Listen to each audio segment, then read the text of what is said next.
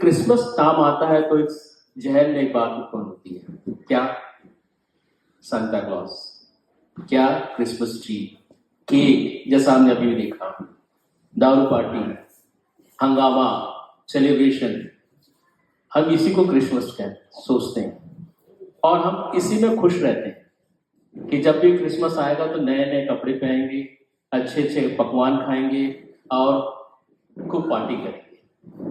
लेकिन क्या यही क्रिसमस है?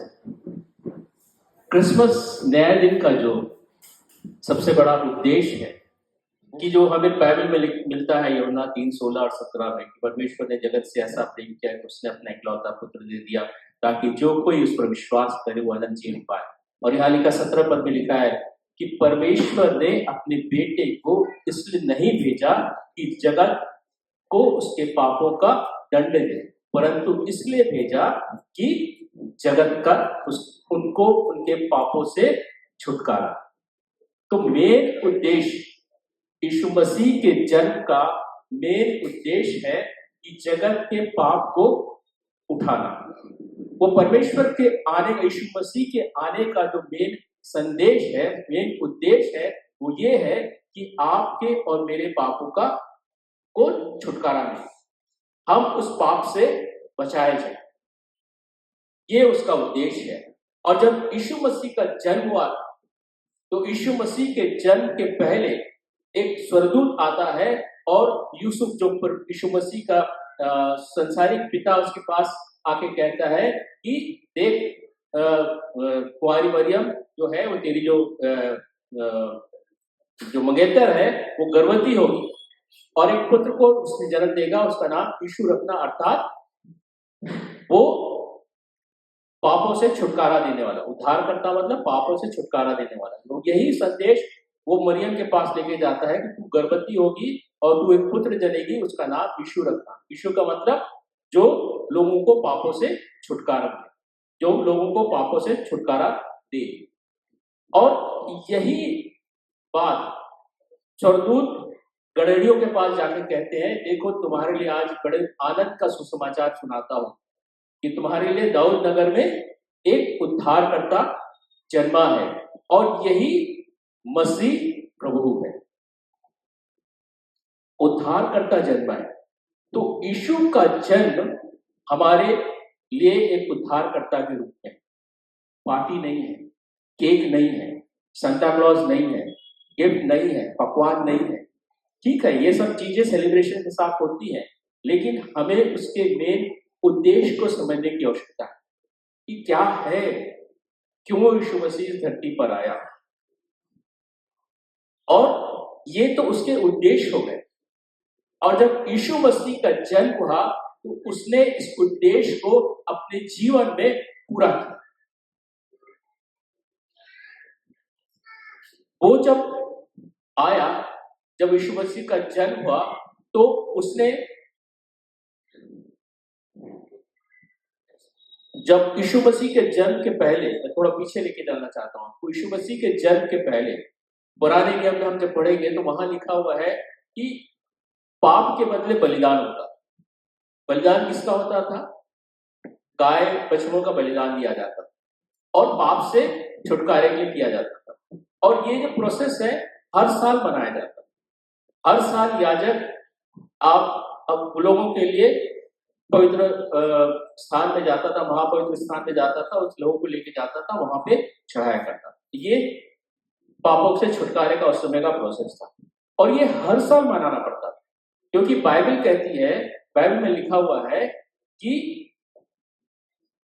सच तो यह है कि हर जो शुद्ध वस्तु है वो लहू से शुद्ध की जाती है, इसलिए पापों से छुटकारा भी लहू के द्वारा होता है। अगर पुराने नियम में पढ़े तो उसमें लिखा है, व्यवस्था में 17:1 में 17:11 में लिखा है कि शरीर का जो प्राण है वो लहू में होता है। और जो प्राण जो है ना, हमारा जो प्राण है ये हमारे इमोशन से जुड़ा हुआ है, ये हमारी भावनाओं से जुड़ा हुआ है, ये हमारे विवेक से जुड़ा हुआ, कॉन्शियस से जुड़ा हुआ है। और जो भी व्यक्ति पाप करता है ना, पहले अपने मन में पाप करता है, विचारों में पाप करता है, जब वो विचार में पाप कर जाता है तो उसके बाद उसके शरीर के द्वारा वो एक्शन में पाप करता है। तो उस कॉन्शियस को, उस विवेक को शुद्ध करने के लिए एक लहू की आवश्यकता है, क्योंकि बिना लहू बहाए पापों की क्षमा नहीं है। और इब्रानी 10:4 में लिखा है कि यह अनूना है कि गाय और बछड़ों का लहू किसी पाप से छुटकारा मिले। तो गाय और बछड़ों का लहू हमारे पाप को छुटकारा नहीं दे सकता था, हमको अपने पाप से छुटकारा नहीं दे सकता था। उसके लिए एक लहू की आवश्यकता है। और कैसा लहू? वो लहू जो निष्कलंक हो, जो निष्पाप हो। वो लहू मेरा तो नहीं हो सकता, मेरे पापों के लिए मेरा लहू बहाया जाए तो मेरा लहू तो निष्पाप है ही नहीं, निष्कलंक है ही नहीं। पर वैसा व्यवस्था में लिखा है कि वैसा लहू चाहिए जो निर्दोष निष्कलंक हो। तो इसके लिए परमेश्वर पिता ने एक योजना बनाई, और परमेश्वर पिता ने योजना के तहत प्रभु यीशु मसीह को इस धरती पर भेजा। और वो सांसारिक रीति से परमेश्वर का यीशु मसीह का जन्म नहीं हुआ। कुंवारी मरियम पवित्र आत्मा की ओर से गर्भ में आई, और वो परमेश्वर का पुत्र है। उसके पुत्र में संसारिक मनुष्य का खून नहीं मिक्स। वो जो लहू था वो निर्दोष लहू था, वो जो लहू था निष्कलंक लहू था। और उसने, प्रभु यीशु मसीह ने जब इस धरती पर आई, यूहन्ना उसके लिए कहता है, देखो वो परमेश्वर का नेमना जा रहा है जो जगत के पापों को उठा लेगा। उसके लिए संत पंतुस पिलातुस जो उसको मृत्यु दंड की आज्ञा दे रहा, वो बोलता है ये निर्दोष है, इसने किसी कोई गलत काम नहीं किया। ऐसा लहू। और पतरस में लिखा, पहला पतरस में लिखा हुआ है कि उसके निर्दोष और निष्कलंक लहू के द्वारा हमारे पापों से हमें छुटकारा मिला। तो यीशु मसीह ने हमारे लिए अपने आप को बलिदान, अपने आप को बलिदान किया, और एक ही बार उसने बलिदान किया। और उसने बलिदान करने क्यों किया? क्योंकि ये व्यवस्था में लिखा, व्यवस्था के हिसाब से जरूरी था कि पाप के लिए लहू बहाया जाए। इसलिए यीशु मसीह का उद्देश्य ये था कि उस धरती पर आए और मेरे और आपके लिए उस लहू को बहाया। और उसने उस लहू को क्रूस पर बहाया, क्रूस पर बहाया। मेरे और आपके लिए उसने क्रूस पर अपनी जान दी, मेरे और आपके लिए उसने क्रूस पर लहू को बहाया। और ये जो लहू को बहाया, जैसे लूका में जब गणिरों के पास स्वर्गदूत आता तो उसके बोलता है कि यही मसीह है। तो जब यीशु मसीह बोलते हैं, मसीह का मतलब ये है कि आपका और मेरा उद्धार करता। वो उसने उस मसीह को पूरा किया, उस अपने उद्देश्य को उसने पूरा किया। जगत के लिए अपने आप को दे दिया, जगत के लिए मतलब मेरे और आपके लिए अपने आप को बलिदान कर दिया। ये उसने अपने जीवन से उस कार्य को पूरा किया जो परमेश्वर की योजना थी, उस उद्धार की योजना को मेरे और आपके लिए पूरा किया। अब सवाल ये होता है, क्या क्रिसमस हम पार्टी करके मनाएं? क्रिसमस केक खा के मनाएं?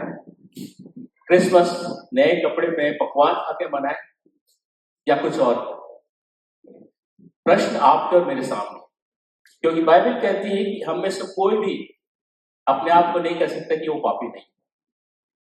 हर एक व्यक्ति पाप करता है, हर एक व्यक्ति पाप है, क्योंकि उसके स्वभाव में पाप है, उसके स्वभाव में पाप है।